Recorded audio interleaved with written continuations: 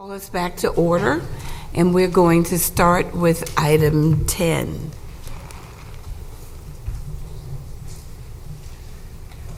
Good afternoon. Carlos Alvarez, Enforcement Chief, Dental Board, and I'm here to present agenda item number 10, enforcement statistics and trends. And the statistics are from July 1st of 2019 to September 30th of 2019. And so currently right now, complaints and compliance unit, complaints that we have received is 1,103 complaints. And so that's been an increase of 152 from the last quarter. And so a monthly average of complaints that we have received for quarter one was 368. And complaint cases that are currently open is 697 that we have and that they're being processed. So the complaint cases that have opened have significantly decreased by 136 from the fourth quarter. And so the caseload currently right now for the consumer service analyst is 155. So like I said, was the 1 year, the 9 to 12, 6, 9, I said we're dropping those numbers pretty quick. So happy to announce that those numbers continually drop. And so currently right now, complaints that were closed in that unit were 821. And so that the complaint average was 88 days to close, which is approximately 7 days faster from the previous quarter. So again, these numbers keep improving each time I give this report during the meetings. And currently right now for investigations, we have 636 cases that are open investigations with enforcement or with the investigative analysis unit. And we have 59 open inspection cases, and that's with Northern and Southern California.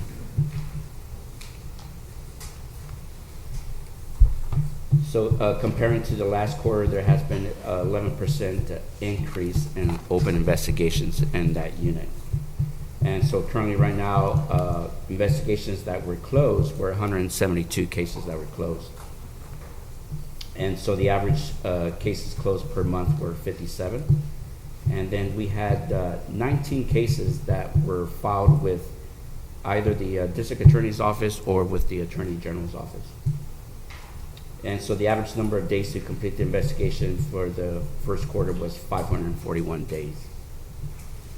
And for administrative and disciplinary action, there were a total of 60 citations that were issued, but that also includes the audits that were done by the licensing unit for continuing education. So if they didn't meet those requirements, then the citation was issued. So that's why our citations are high, because it's a combination of enforcement and licensing. So there was a total of 12 accusations that were filed during the first quarter.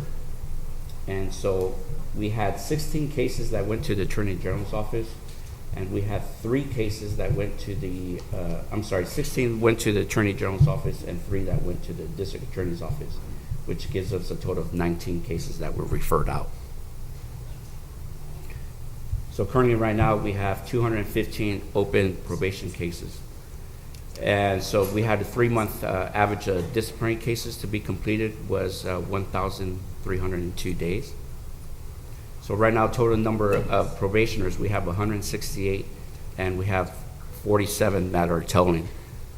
And so Sacramento office, we have 35 active probationers and 16 probationers that are tolling. And enforcement in Orange has 96 active probationers and 20 that are tolling on probation. And the investigative analysis unit, we have 37 active probationers and 11 that are tolling. And currently what we're doing is we're auditing the probationers. So we're going to try to streamline that and look over the tollers. So if there's any cases that we could close with the tollers, we're going to do that. And so hopefully by the next report that we turn in for the next quarterly meeting, those probationer numbers will drop.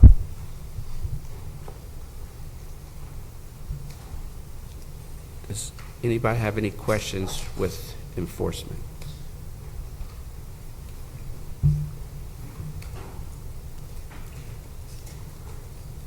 I'm going to repeat the question that I just, and the answer that I got on something that you said, in case members you don't know. My question was what was tolling, and I understand that those are cases that are not in California. So it's a combination of things. So the ones that are tolling, like they're out of state, they're not practicing in state, so therefore their time stops. So if they return back to California, they start working, they notify us, then their time will start again. So let's say if they have 3 years probation period, they only did 1, they left for 2 years, they come back, then we stop again, and they still have to do 2 years of probation. Yes. I wanted to add that now in our probation orders, in our stipulated settlements and proposed decisions, we're trying to insert the verbiage that says if you've told for a certain amount of time, say 5 years, then essentially you're done, you're off the books. We've got, and we can bring numbers back to a future meeting, prior to having this in an order, they can toll for 20 years, and they're still kind of on our books as being a probationer, and we'd like to try to clean that up. And so we'll report back how many probationers have been on probation for a long time. Question about process. When you talked about referrals to the Attorney General, and that pathway appears to be where it gets processed by them and eventually to the administrative law judge. What happens to the district attorney ones? So that was also gets tracked as well. So if we have a case that, like I said, it goes to the district attorney's office and the attorney general's office, then what they do is the attorney general's office tracks that case with the district attorney's office. So they get in touch with each other. So in case there's still no conviction, and so what they do is they both contact each other and they monitor the cases as it goes through once it gets to a conviction. Yeah. So the cases that go to the district attorney, those are more criminal cases? Those are criminal cases, Okay. yes. And so what we do at the same time, we send criminal, at the same time we send the cases to the Attorney General's office. Okay.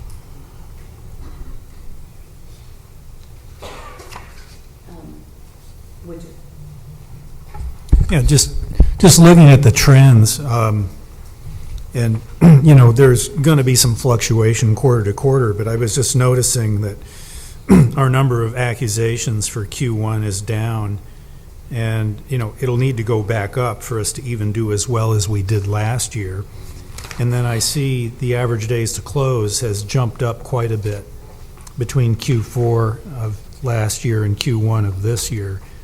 And I mean, I know there's a lot of reasons for that, and these things jump around a lot, but do you think, I mean, is there any underlying reason for that other than just normal fluctuation in the number of cases coming through? Yes. So with the accusations, we're really looking at those cases before we send to the Attorney General's office.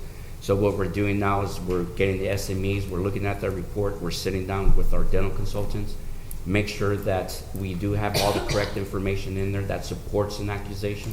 So then we're also meeting to determine whether the case could be a citation, administer a citation instead to the Attorney General's office. So like I said, so when we get these cases, we're carefully reviewing those cases before we send them off. Does that mean some of the ones we see coming to us as STIPs and proposed decisions maybe will be a little, and we won't have so many that have evidentiary problems and things like that? Correct, and that's Yeah. what we're trying to correct. So when you sit down, closed sessions, you're going over that, that's what we're trying to correct, that you have a solid case here and that you could have a discussion and make a good, come to an agreement on the case and on disciplinary action. Okay. So where you've seen the improvements in the complaint and compliance unit with the timeframes coming down, we're now transitioning the audit process, if you will, through our investigative analysis unit and eventually to the sworn unit, where we're looking at ways to make report writing and investigative writing more clear, more efficient. And so I think that, at least temporarily, you may see you may see these numbers that you've essentially that you've identified, Dr. Witcher, change a little bit. But I think once the processes get going in the system, I think eventually you're going to see that the timeframes are going to go back down again.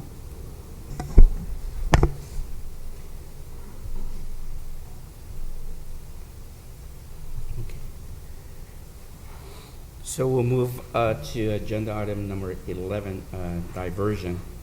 And so this was the quarter ending September 30th, 2019. And as you can see, you know, pretty much nothing has changed from the last quarter. I'm sorry.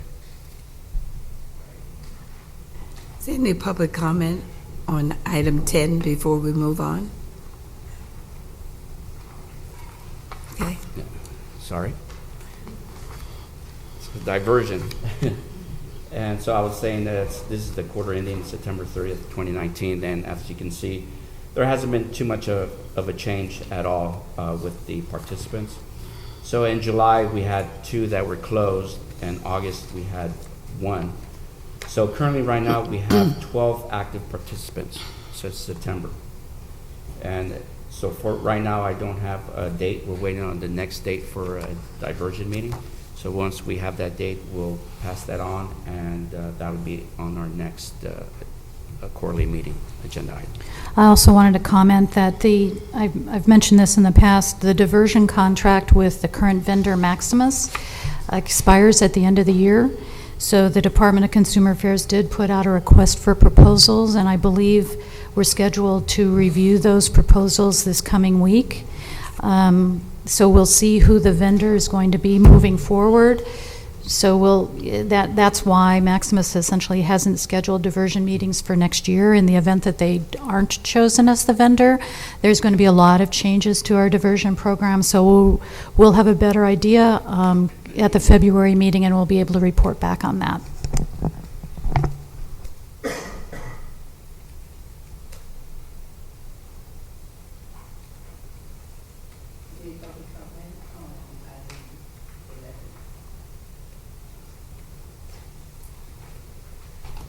Okay.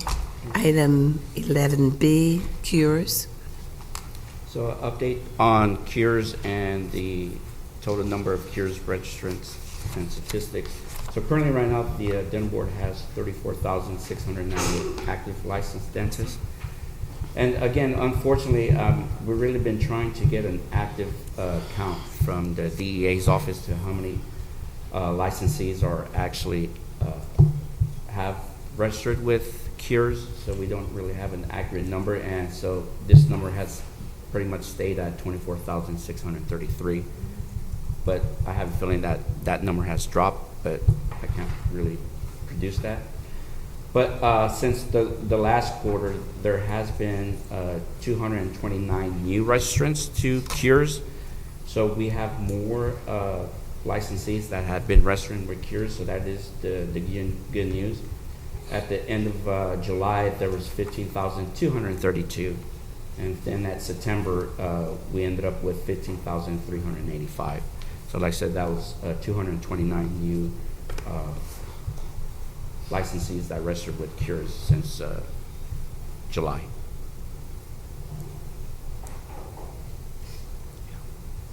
Ross? Is there a reason why they make you change a password every 3 months? So the reason is, again, what they want to do is they change the password. They want to keep everything secured as possible. So therefore, they request to change the password. It's just for security purposes that they do this. Yeah. After the meeting, I could give you some ideas to new passwords. I could do it. Will I be able to remember those? We'll buy you one of those little books, those little password books. Dr. Stewart?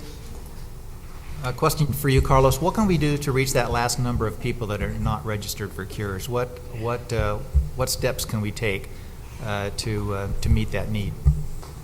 So again, the thing is, it's on our website, it's just educating everybody as well. Then there is new laws that are coming out with cures that hopefully, again, that'll make licensees register. And I'll get to that once I get to cures, and at the SOS meeting, I should say. That has information on cures, and hopefully that will go up. And so I'll cover that as hopefully that these numbers will go up.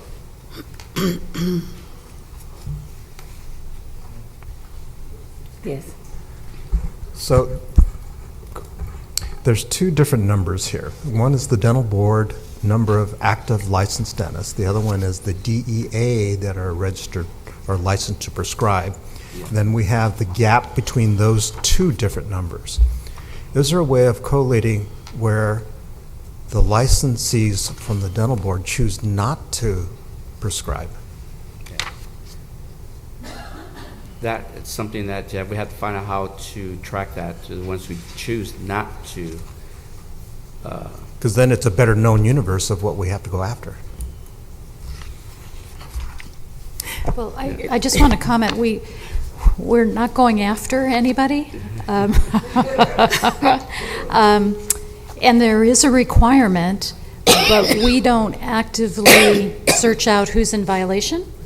So, you know, when it comes time, if an investigation happens to you and you have a DEA and you prescribe, then that's when the hammer will come down. But we're not proactively trying to track anybody down.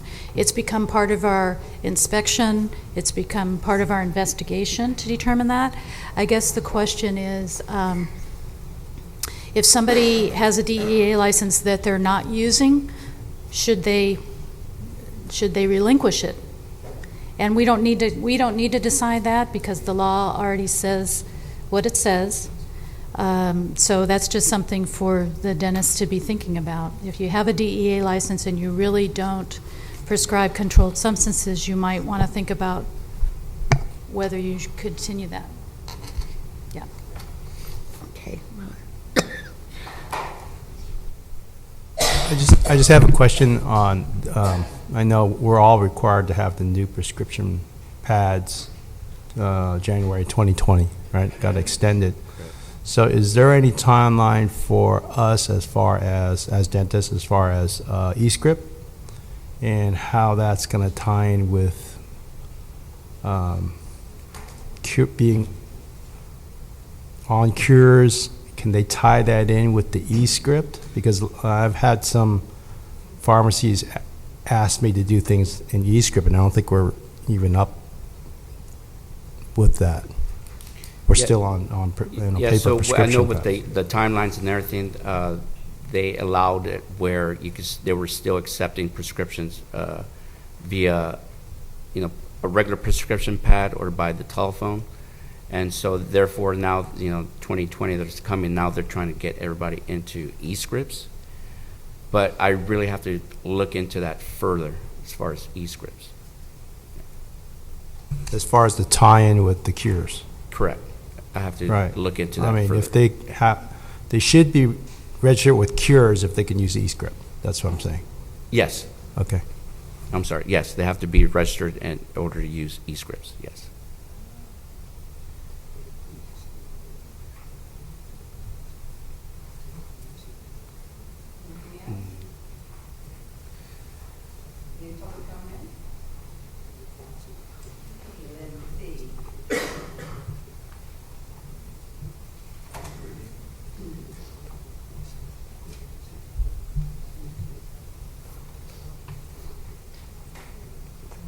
So 11C is the update on the SOS meeting for August 27th. So I attended the SOS meeting on August 27th, 2019. And so therefore, the California Department of Public Health, in collaboration with the statewide opiate safety work group, finalized and released a 2-page fact sheet responding to fentanyl overdoses. And I presented this at the last meeting for first responders responding to fentanyl overdoses. So the fact sheet provides a brief synopsis, which California has seen increasing numbers of fentanyl and fentanyl analog-related overdoses. So it addresses the following: the American College and Medical Toxicology and the American Academy of Clinical Toxicology position statement detailing scientific information for first responders, signs, symptoms, and management of suspected fentanyl overdoses, aftercare for overdose victims, then if you need naloxone in your agency and community, and frequently asked questions. So then also, the California Department of Public Health and the LCOS meeting also finalized and released a 2-page health alert of don't drop your patients, and I also discussed this at our last meeting. And the letter offers support and resources to healthcare providers and prescribers with treating patients who may be opiate dependent or struggle with possible substance addiction symptoms. And so what we did at the board with Don't Drop Your Patients, we actually did an alert on our website to notify all the licensees, notify consumers that there was a letter offering this support and resources. And then also the fentanyl overdose, responding to fentanyl overdoses, that was also put on our website as well. So that was put under the prescription drug abuse tab. So once you click on that prescription drug abuse tab, both of these informations will come out, and that has also a direct link to California Public Health with the information that we posted.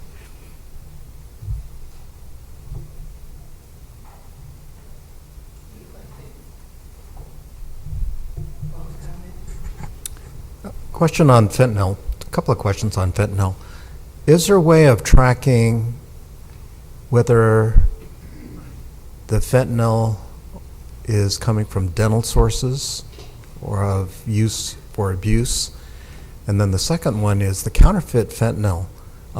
Is it, presumably the ones from China, is it contamination? Is it dosage? Is it analogs that are, why? What I know with fentanyl, like I said, there was an arrest that was made that it was involving the FBI and everything, and it's I can say they're making it at either at homes or in a warehouse, and so it's counterfeit.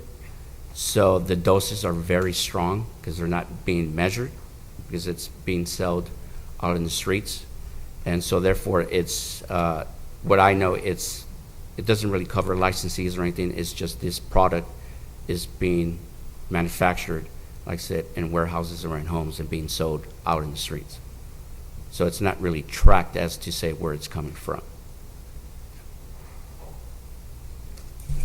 I just want to add something to that. So the way fentanyl basically is used on the street, it's actually cut with heroin or cocaine as a mixture. So that titration may be the cause of, I don't know, maybe Bruce can chime in with that. Well, just very briefly, because it's a complicated subject and I wouldn't consider myself an expert, but the products that are not synthesized by a pharmaceutical company, they're not assayed for strength. They're just thrown out there without a lot of, concern, whereas stuff that came from, diverted stuff that was prescribed or at least sold to a prescriber, that would be regulated because they assay it for strength and so on. So people they get something, they don't know what it is, they use it and they OD.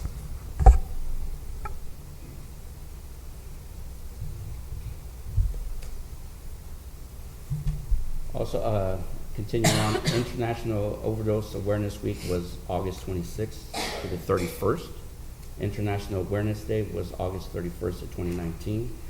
So International Overdose Awareness Day is a global event that was held on the 31st of August of each year, and it aims to raise awareness of overdose and reduce the stigma of drug-related deaths, and also acknowledges the grief felt by families and friends remembering those who have died or had a permanent injury as a result of drug overdoses.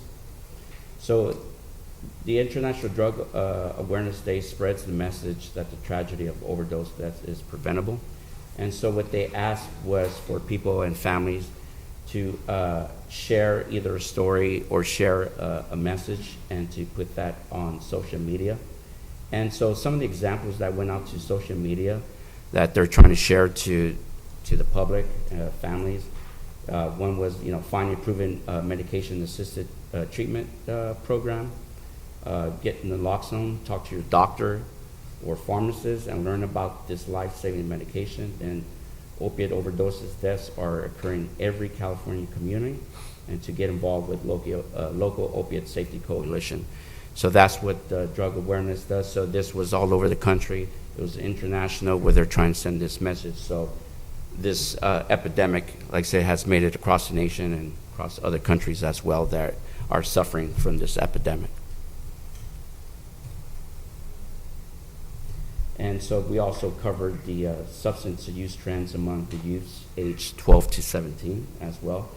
So alcohol. So during 2014 and 2017, the annual average for the past months of alcohol use in California for youths 12 to 17 was 9.8, which was similar to both the regional area. So regional areas is covering Arizona, California, Hawaii, and Nevada, and that was 9.9.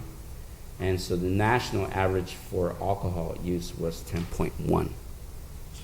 Then with tobacco, e-cigarettes, cigarettes during the same time frame, 24 to 17, the annual average rate for cigarette use in California was 2.7, and for the regional average was 2.9, and the national average was 3.9. So marijuana use, smoking, e-vaping, same time frame, 2014 to 2017, the use rate for California was 7.5, and it was similar to the regional average of 7.5, and the national average was 6.8. So then we covered the topics opiate-related overdose death rates for 2018. So from the age group of 15 and 19, the overdose rates for opiates was 51, and the highest for amongst all the age groups, and I added this, was the age group of 25 to 29 was 313. And so for fentanyl-related overdoses for the same year, 2018, the age groups were 15 to 19 was 39, and again, the highest for all the age groups was 25 to 29, 143. So in order to combat this epidemic, there has been some grants that were established in order to help and treat youths. So there's a major funding source for substance abuse disorder primary services for the youth in California. So in the substance abuse prevention and treatment block grant, there was approximately $40 million of California funds that are dispersed to 58 counties. So there was $40 million that was granted to the California Substance Abuse Prevention and Treatment Grant. So under each contract, each county receiving the grant, they have to produce an assessment, they have to gather statistics, and then use that data to develop a strategic preventative plan. So if you're getting this money, they have to come up with a plan. Then also for other youth, there's other youth prevention fundings that include drug-free community grants. There's also sober truth and underage drinking grants, which is called the STOP Act, and other foundations and other local funding. So then there's also a service model for the treatment for the youths, and that's early intervention, that's outpatient drug-free, intensive outpatient treatment, case management, residential, and that's to help families in residential areas, recovery support, narcotic treatments.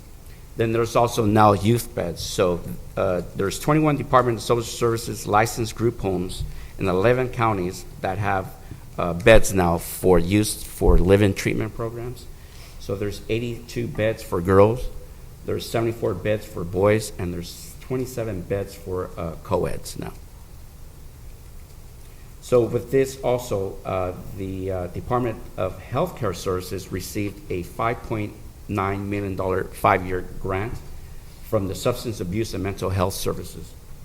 So the purpose of the grant is to combat prescription drugs and misuse among adolescents and youth adults between the ages 12 and 25.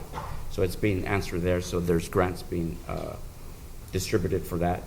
And the grant supports the 8 most impacted rural and small metro counties in California. And also with the grants, it utilizes the Substance Abuse and Mental Health Services 5-step process. And that includes fentanyl facts, it includes dangers of mixing opiates and alcohol, reducing access through medicine cabinets, prevention and misuse after wisdom teeth removal, and student athlete with a support injury. And also it has a story there of Kelly's story.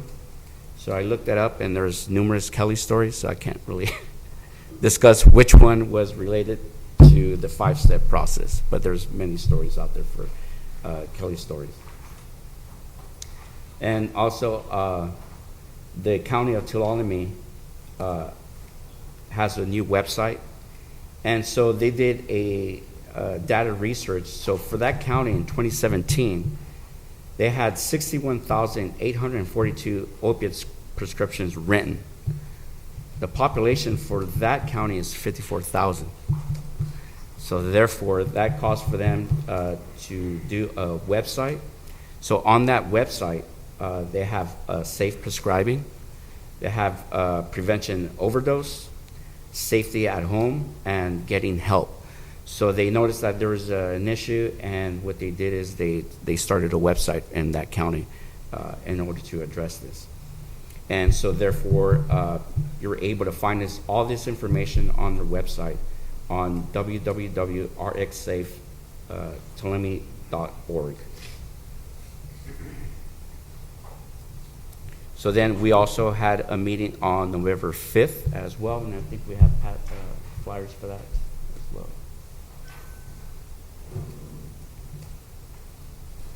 It's this sheet right here. It's for agenda item 10A. That was a mistake. It's for this agenda item.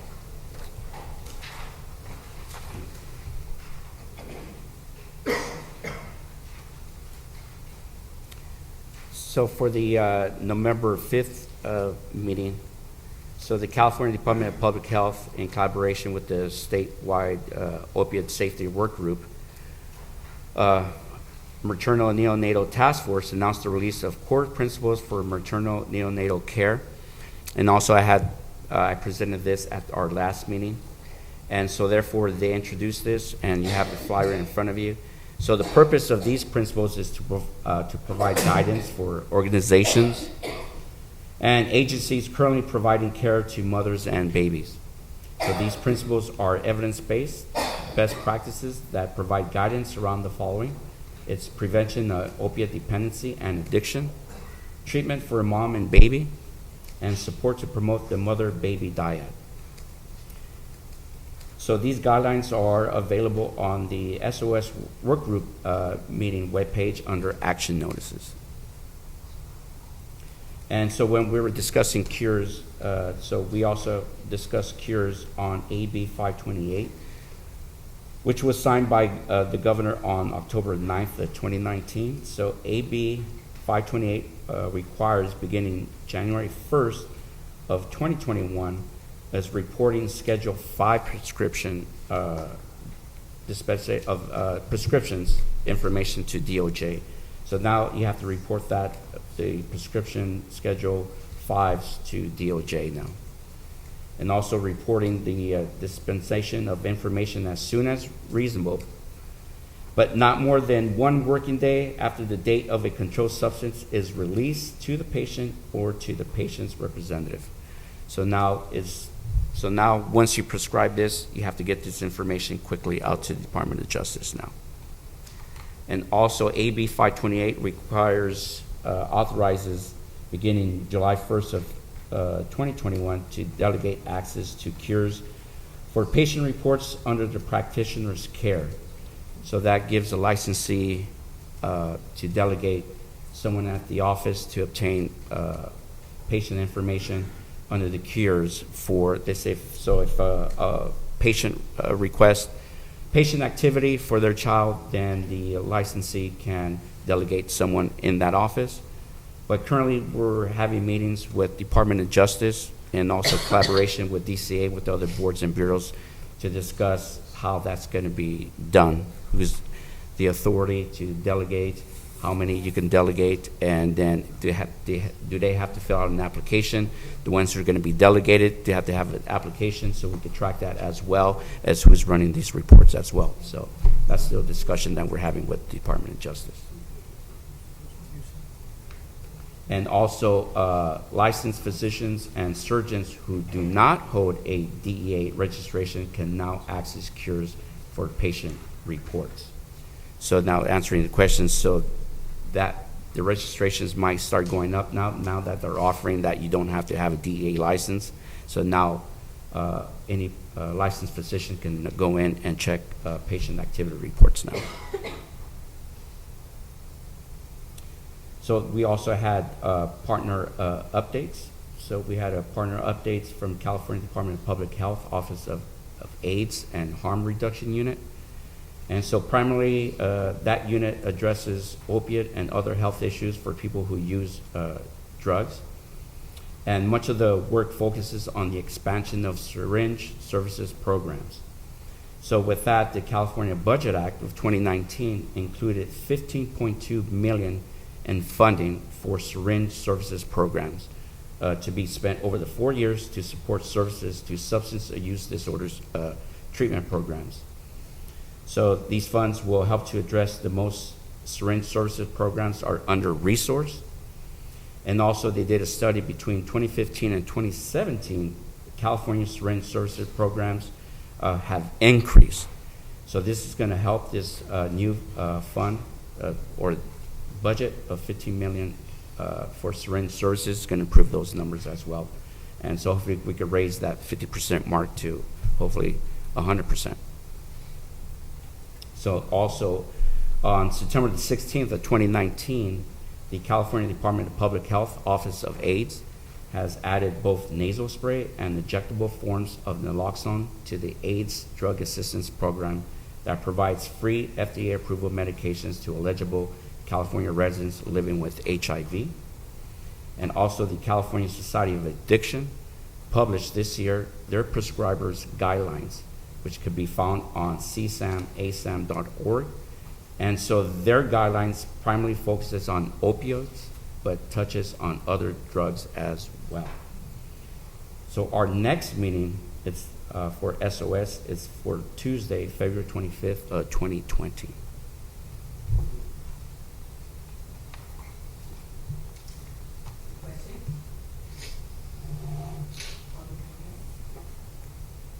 I got one quick question.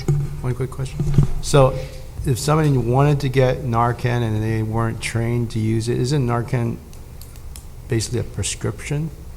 You have to have a prescription to acquire Narcan, but we're distributing that to I don't know what the overlay is. In other words, if they have Narcan, they don't know how to use it, but yet they get it. You know, where does that liability? Yeah, because with the Narcan, I know Narcan, like I said, first responders now have it, police agencies, fire departments are now having this Narcan. So they're the ones who are being trained on Narcan, but as far as prescriptions that they're giving it to the patients, I'm not too sure about that. Like I said, I have to do more research. But like I said, all agencies, hospitals, first responders have Narcan now. Yeah, so the only ones that can save somebody is somebody that's has some medical training. Correct.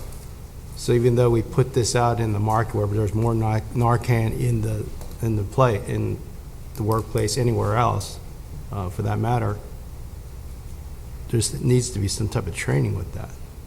Correct. You can't just like, okay, he looks like he has it, and they put it up their nose and hit him with it. Right, because you would have to know the symptoms. Exactly. So if somebody has an overdose, you're going to have to know the symptoms before you actually use it. So therefore, yes, you have to be trained. But like I said, as far as prescriptions, I'm not too sure about that.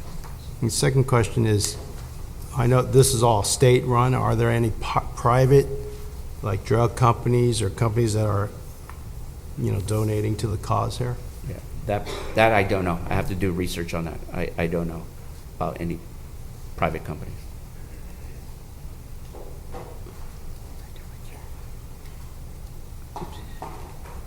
Yeah, one of the interesting things about Narcan is it's kind of hard to go wrong by giving it. If they don't have a narcotic OD, it's just not going to do anything.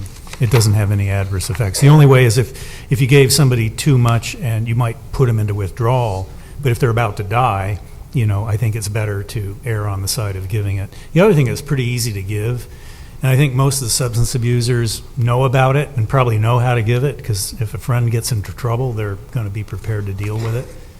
They're not dumb. They know how this works. So, I think liberalizing the availability of Narcan is a good thing.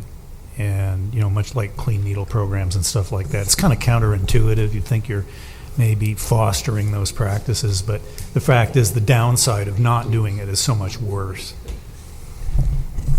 So, in addition to that, I did some research as far as medical kits in the dental office. I don't think they're required by law, but if you don't have a medical kit, it's below the standard of care.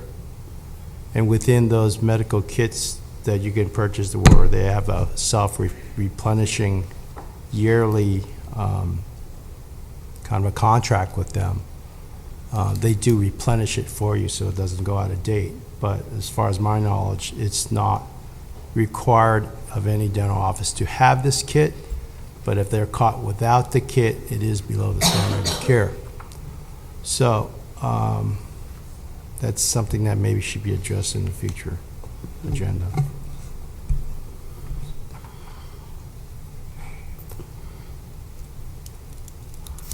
Anything else?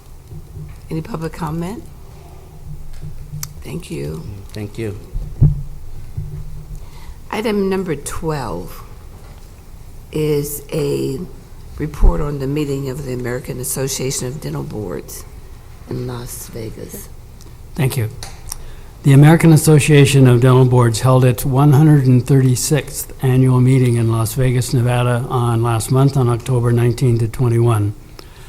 And I want to start this report by expressing my thanks and appreciation to Board President Fran Burton and Board Executive Officer Karen Fisher for making it possible for me to attend this out-of-state meeting.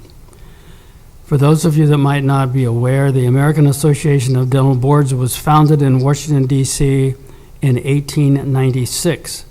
The association's stated goals are to promote the undergraduate and continuing education of dentists and the auxiliary groups who have as their purpose optimum oral health care as an aid to the health and welfare of the public, to assist all agencies in continually improving methods of testing and evaluating candidates for licensure, ensuring that the level of oral health care standards will be constantly and uniformly raised, to encourage further study and discussion of the needs and problems of the dental education and licensure, and to provide counsel and guidance to agencies in amending, revising, and enforcing the dental practice acts of each state in the interest of public welfare.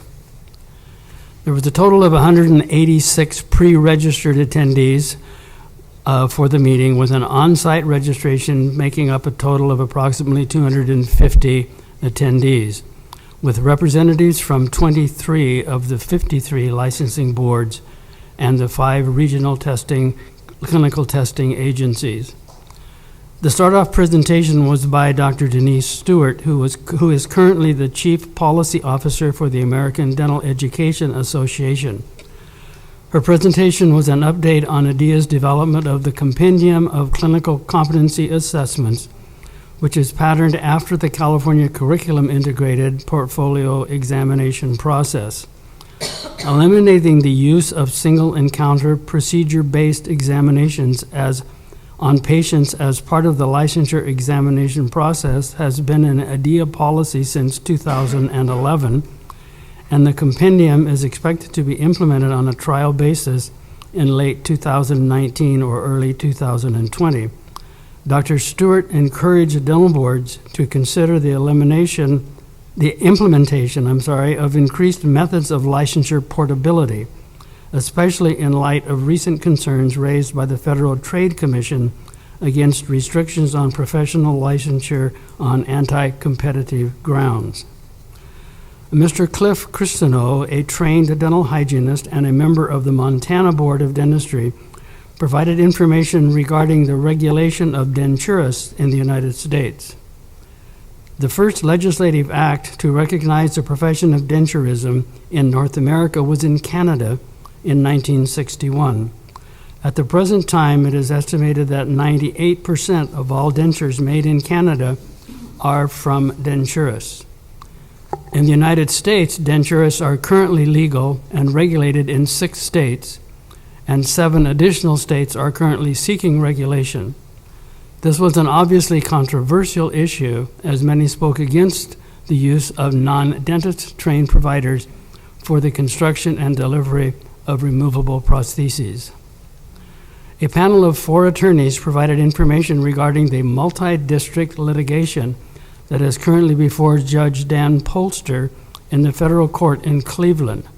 The first phase of nearly 2,000 lawsuits that have been filed relative to the opioid epidemic started in October, and it is estimated that between 25 and 50 billion, that's B, dollars will be awarded to cities, counties, and states that have filed suit for financial assistance in the treatment of opioid addiction from the responsible drug companies. On the home front, the Dental Board of California's Sunset Review Bill, AB 1519, was very much a topic of conversation at the meeting. I was oftentimes asked to pass on to you, the members of the Dental Board of California, the state legislature, and the governor, their thanks and appreciation for, as stated in Business and Professions Code 1601.2, whenever the protection of the public is inconsistent with other interests sought to be promoted, the protection of the public shall be paramount. The conclusion of the meeting was a closed session of the Task Force for the Organization of the American Association of Dental Boards, representatives of the 5 regional clinical testing agencies, and of the American Association of Dental Examiners. The stated purpose of this meeting was an attempt to unify these groups and to discuss pending issues relative to the testing arena and the marketplace. Following this closed session, the president of the American Association of Dental Boards, Dr. Robert Zena, held an open meeting to report the results of the closed summit meeting. The major take-home was that all agreed there is a major need for improvement in communication between the various stakeholders in an effort to arrive at resolution of the various issues facing the process of obtaining initial dental licensure after graduation for those entering the profession of oral health care, and the portability of license between states and districts throughout their professional careers. This concludes my report. Thank you. Are there questions? Any public comment? Thank you so much.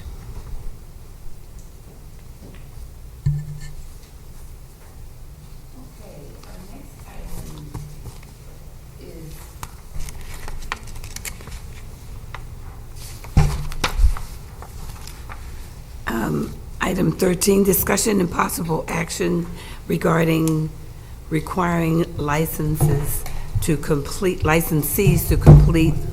renewals online in the future.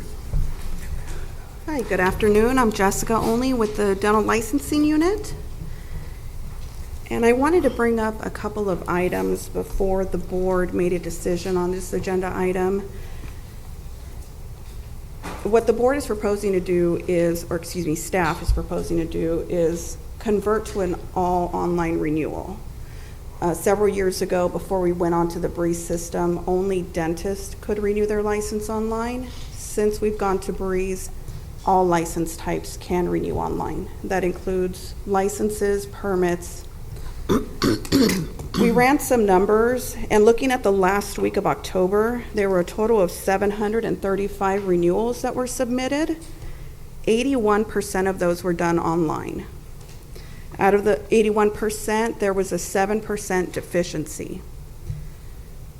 Looking at those same numbers, there were 19% renewals that were submitted by paper through the mail. Of those, there were 16% deficiencies. So the deficiency rate is much lower. I think the online system is easier to read. It prompts you to go to the next screen, where the paper renewals, you might miss something.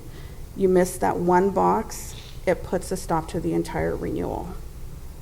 The first week of November, we saw similar numbers. They were a little lower. We had a 70% online renewal, with 30% were submitted by mail. But again, the deficiency rate was similar. We saw 7% that were deficient for online. Excuse me, got to get that nervous tick out. 27% were deficient when it came to paper renewals. One of the next things that we want to cover is the cost. On average, a paper renewal is 81 cents. That includes printing and mailing and postage cost. We are also looking at converting to a postcard renewal, where a total cost for a postcard would be 32 cents. That would include the printing of the card as well as the postage. And included in part of that packet was a sample of what the card would look like. I showed this to some of the staff in the office, and it reminded them of the postcard that they get from their dental offices, their reminder notices. So it's an idea that we're leaning towards. And the last part that we want to cover is social responsibility. Each of the renewal notices that are sent out, and we're looking at a total of 55,000 per year, can be anywhere from 3 pages to 8 pages long, with the one envelope for mailing and a return envelope. By converting to a postcard only renewal, that would save tons of trees. I'm sorry, I'm done. If anyone has any questions. Just a clarification on the renewal process. I wanted to point out with the online renewal, if a licensee were to choose the online renewal portion and they completed all of the questions, their license is renewed instantly. They would be able to go on the DCA search and see that they're up and running and ready to go, which comes in handy at the last day of the month when a lot of our licensees realize that they need to renew their licenses. The paper renewal cycle takes a lot more time. It has to go through an automatic remittance processing center at the Department of Consumer Affairs.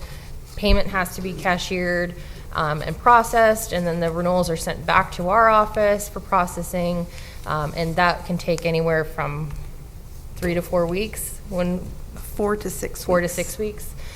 So online renewal would cut back on the number of errors and potential deficiencies that licensees are incurring. Additionally, we've found out through several meetings that there are other healing arts boards that are going in this direction. For instance, Board of Registered Nursing has transitioned to this process. Occupational therapy, veterinary medicine, and optometry, psychology, and voc nursing and psychiatric technicians are all offering their licensees an online-only renewal. At this point, staff is requesting the board give direction to start moving forward towards the implementation of online-only renewal beginning in January of 2021. This would give us a year to do outreach to the licensees and to stakeholders to ensure everyone is aware of what the new process would be and provide adequate time for breeze and printing updates, as well as making website modifications and presenting at meetings. And so with that, we ask for board's consideration.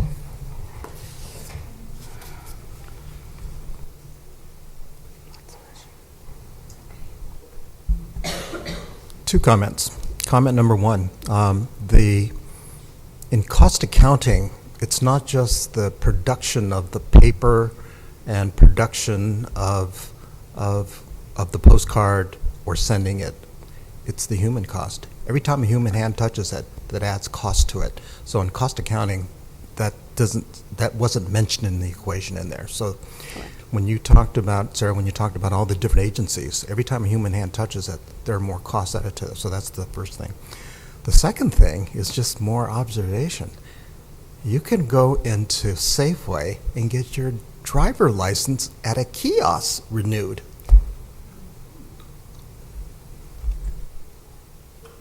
And just to piggyback on that, there are many hands in the office that have to touch that renewal, not only within our office, but at the Department of Consumer Affairs.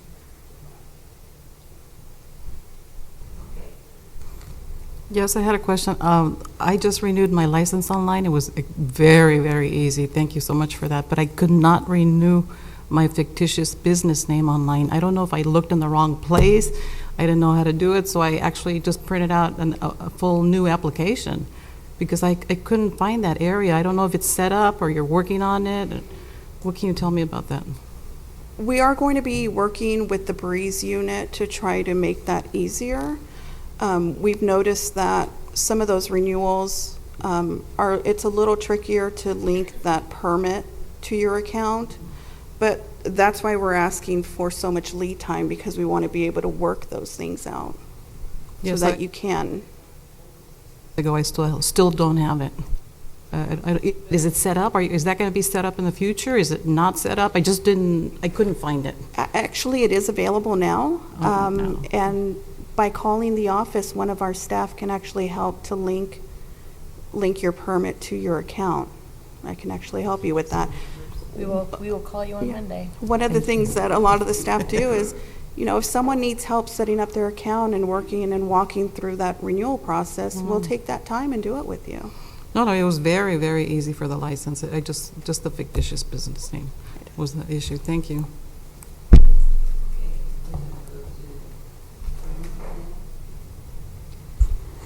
I'm so glad that we're going in this direction. We're only like 19 years or 20 years into the 21st century, depending on when you think the 21st century began.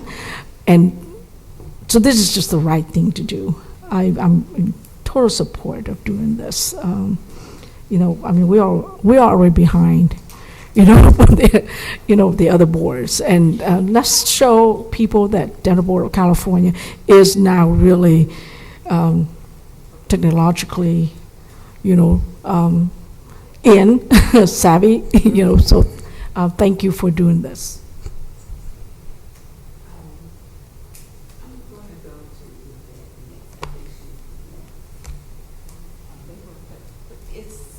Thank you. Yes. My question is, I have two questions. Were there any, just from the feedback you've been getting, has there been a reason for the paper applications or paper renewals? Have they given you is there a overall reason, paper versus online? Is there a reason why people are doing right? The paper? Have anyone expressed to you if there's? I think it's just habit. Some people are just used to it and maybe don't want to transition or don't want to take the time. Mm-hmm. We always encourage it. One of the first things that you see on your paper renewal is save time, renew online. Okay. And my second question is, and I don't know if this is possible, but is there a fee, a small fee that can be charged just for paper versus online? Can there be an incentive for online rather than paper? I don't believe that there is, not without statutory change. Can there be? Not there already is an incentive because you immediately are renewed. So when people call who sent their renewal in 2 days before it expires, if they send it in by paper, there's nothing we can do. And technically, they're not supposed to be practicing until their license is renewed. So that should be the number one, I think, incentive going forward. But in terms of a monetary incentive, that would be up to the board to decide whether we could do that or we should do that. Well, it's just to push people over because some really don't know how easy it is. So a lot of the paper may not have experience that, and if you can just kind of nudge them in that direction. I don't know. I don't know. I think this would be a good nudge, is to And maybe get you that won't have to. outreach for the next year to let people know this is coming. You know, we want to make everyone, if we decide, or if you decide to go with an online-only renewal, we want to let the licensees know, set your Breeze account up. It's more than just renewing your license. It's changing your address instantly. Yeah. It's requesting a duplicate license, requesting a letter of certification. There's lots of things you can do on Breeze that we didn't have before we went Okay. on Breeze. Okay. I mean, if it were left up to me, I'd make it mandatory that I love the online system. I love the Yes. online system, Yes. but it's just getting that 30%. To That give did you an not, it's just to idea- get them over there. Well, right now, we essentially have three systems. We have the online system, we have the in-office at our dental board home office, and then we have the Department of Consumer Affairs. So we have to manage all three of those areas to try to capture all of those renewals and keep them running. So combining everything into one would be so helpful with staff. So they would only focus on helping people with those online renewals. Okay. Good luck.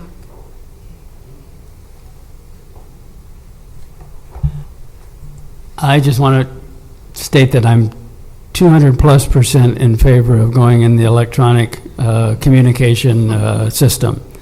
As we continue to modernize the dental board's operation to what people are living outside of our dental board, I think we'll get more compliance. As we continue to obtain email addresses for our licensees, we will hopefully stop sending notice renewal by paper and start sending them electronic. I receive a paper to renew something, I'm more likely to send back the renewal by paper than if I received a notice by email, electronic notice, that says you can renew electronically.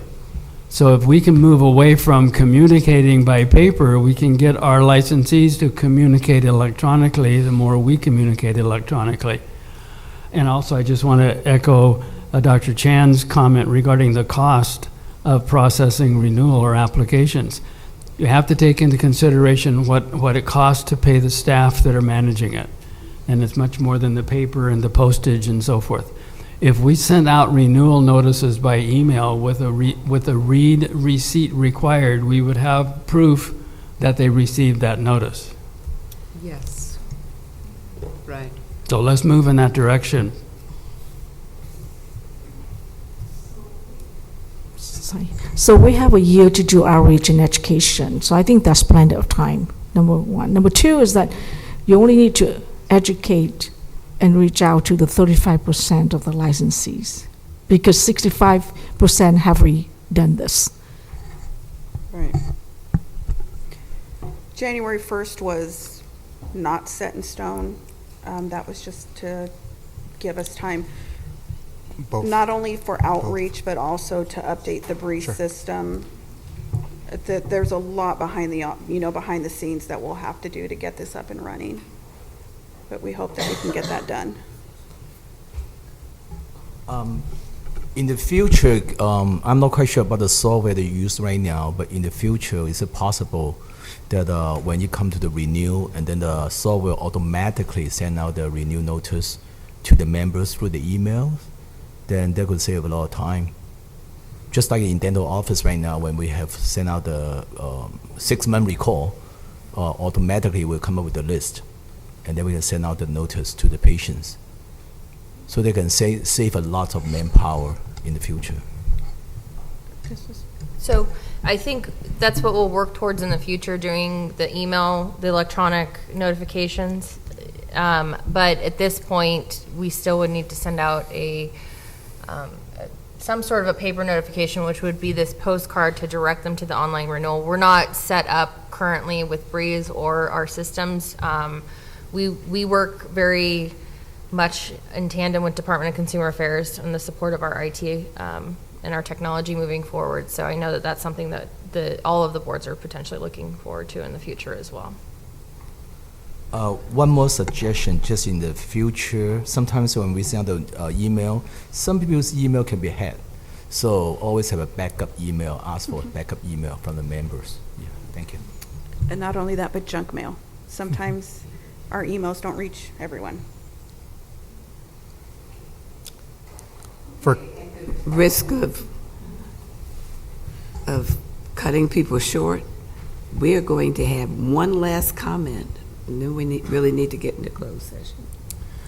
For clarification, if you receive the paper renewal, do you have the option to do it electronically? My paper one's been sitting on my desk for a month. Mine's not due. Oh, I can. Currently, yes, that is the option. And the other quick comment was that I saw the amount to renew the license, and I remembered that I was the one that voted for it too. So it's a lot.